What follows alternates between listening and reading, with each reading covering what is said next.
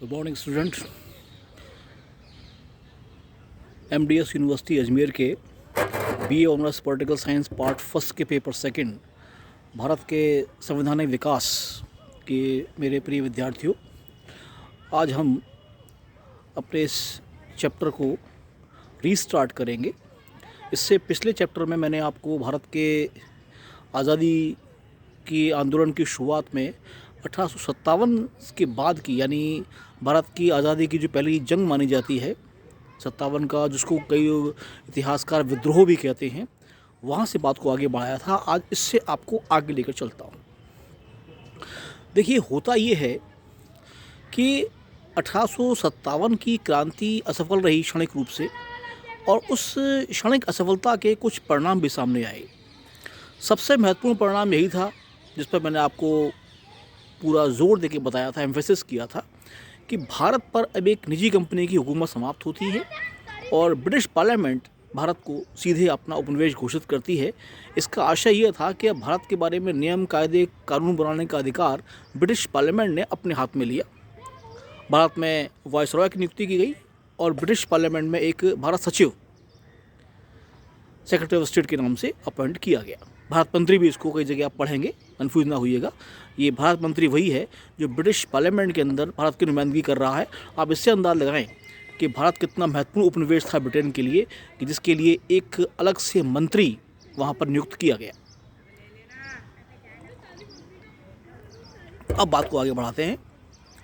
इसी दौरान मैंने आपको पहले बताया था कि ये वादा किया गया भारतीयों से कि आपको न्यायोचित शासन दिया जाएगा।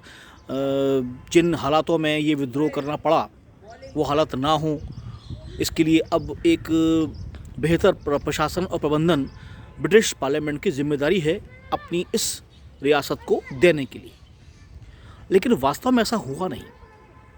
कारण ये रहा कि ब्रिटिशर्स, जो भारत के प्रति पहले ही पूर्वाग्रहों से ग्रस्त थे, अब वो इस आंदोलन को कुचलने के बाद प्रतिशोध की भूमिका में आ गए। अब उनका जो एटीट्यूड था, उनका जो रवैया था, वो बड़ा प्रतिशोधात्मक हो गया, बदला लेने की प्रवृत्ति में। और इसका सीधा इम्पैक्ट आप देखें कि हिंसा बढ़ी, संघर्ष बढ़े, टकराव बढ़े।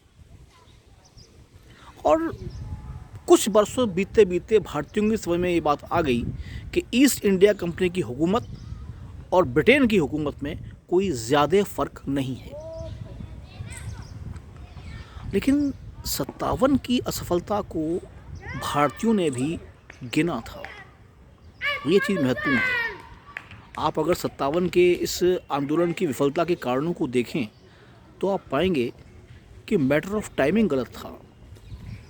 यदि ये ठीक तरीके से शुरू हो गई होती, या अगर मैं आपको उसको क्रिकेट की भाषा में कहूँ कि भारत को यदि एक अच्छी शुरुआत मिल गई होती, तो ये मैच भारत शायद 90 साल पहले ही जीत गया होता। बहुत ताकत लगानी पड़ी थी ब्रिटेन को भारत को दोबारा जीतने के लिए। मैंने आपको बताया था 1.5 लाख लोग मारे गए थे, जिनमें से सैनिक तो केवल 30 से 35 हज़ार थे। तो ये बाकी के 1,20,000 कौन थे? ये तो सैनिक नहीं थे। इसका मतलब ये केवल एक सैनिक विद्रोह नहीं था। ये बातें हम कर चुके हैं, हम आगे बढ़ते हैं। इसी दौरान 1885 आता है। ये महत्वपूर्ण साल है। देखिए, 1885 में Elon Octavian Hume, A.O. Hume, जो एक ब्रिटिश ICS अफसर थे, जिसको आप IAS कहते हैं ना, उस समय इसको इंडियन सिविल सर्विस कहा जाता था, ICS। इसकी परीक्षा प्रणाली अलग थी, शैली अलग थी। उसके एक रिटायर्ड अधिकारी थे ह्यूम। उन्होंने भारतीय राष्ट्रीय कांग्रेस के निर्माण का सपना देखा और उसको पूरा करने की कोशिश की। लॉर्ड डफरिन उस वक्त भारत के गवर्नर जनरल हैं। डफरिन के समय एक थ्योरी है जो दी जाती है, वो ये थी कि आखिर एक ब्रिटिशर को क्या पड़ी थी कि वो भारत के लिए एक राजनीतिक संगठन की स्थापना कर रहा है। इसका जवाब कुछ विचारक ये देते हैं कि हुआ ये था कि 1880 के आसपास डफरिन के पास ये समाचार पहुंचा था कि भारत में 57 की क्रांति को दोबारा दोहराने की तैयारियां चलनी शुरू हो गई हैं और भीतर ही भीतर कहीं पर एक विद्रोह पनप रहा है। और यदि ये विद्रोह यूं ही बढ़ता गया तो इसको संभाल पाना अब बड़ा मुश्किल होगा ब्रिटिश शासन के लिए। एक सवाल अक्सर पूछा जाता था परीक्षाओं के अंदर कि कांग्रेस डफरिन के दिमाग की उपज थी। यहाँ पर मैं आपको स्पष्ट करूँ, कांग्रेस की स्थापना होती है और उस समय के भारत के जो प्रमुख व्यक्तित्व थे वो इससे जुड़ते हैं। यहाँ आप एक बात का ध्यान रखिएगा, ये लोग जो उस पे कांग्रेस से जुड़े हैं, ऐसा नहीं था कि कांग्रेस से पहले भारत के अंदर कोई पॉलिटिकल संस्थाएं नहीं थी। इंडियन एसोसिएशन, पूना महासभा, बम्बई एसोसिएशन, ये ऐसी कई संस्थाएं थीं जो अलग अलग काम कर रही थी, लेकिन इनमें से कोई भी राष्ट्रीय स्तर की नहीं थी। ये अलग अलग प्रांतों में अपने काम कर रही थी, इनका अलग अलग क्षेत्र था, लेकिन इनमें से कोई भी राष्ट्रीय स्तर पर अपना वजूद नहीं रखती थी।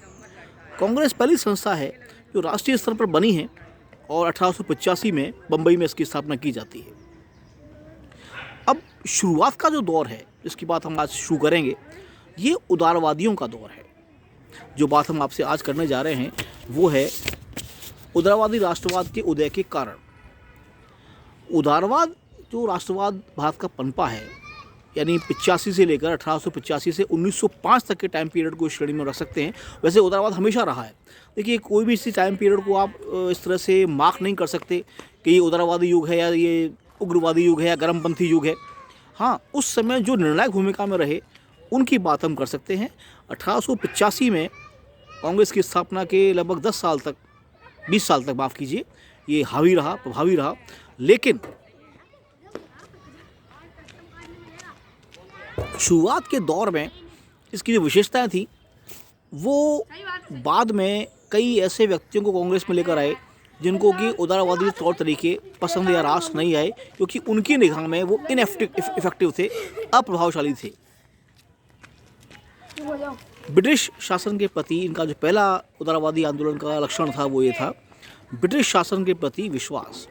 ये जो विचारक शुरुआत में कांग्रेस से जुड़े थे, चाहे वो A.O. ह्यूम हो या W.C. बनर्जी हो या दादा भाई नौरोजी हों, जिनको grand old man of Indian history कहते हैं, इन लोगों ने ये व्यवस्था विकसित की थी कि जो ब्रिटिश शासन देश के प्रति है, ये इस पे विश्वास करते थे, इस पे इनका यकीन था। वो ये मान के चल रहे थे कि भारत के लिए ब्रिटिश शासन बुरा नहीं है, उतना बुरा भी नहीं जितना इसको साबित करने की कोशिश की जा रही है। दूसरा बिंदु है ब्रिटिश शासन की न्याय प्रक्रिया में विश्वास। ये जो विचारक थे उस बात को मानते थे कि ब्रिटिशर्स इतने बुरे नहीं हैं जितना का यहाँ पर बर्ताव कर रहे हैं, और इनका मानना ये था कि इसके लिए कहीं ना कहीं कोई दोष हमारा भी है। हमारा जो सोशल स्ट्रक्चर है, हमारी जो व्यवस्थाएं हैं, हमारी अव्यवस्थाएं हैं, और जिस तरह हम उसको रिएक्ट करते हैं हिंसक रूप से, ब्रिटिशर्स को ये रास नहीं आता। और यदि हम एक जस्टिफाई तरीके से अपनी बात को रखेंगे उनके सामने तो वो कन्विंस होंगे, हमारी बात से प्रभावित होंगे और निर्णय हमारे पक्ष में कर सकते हैं।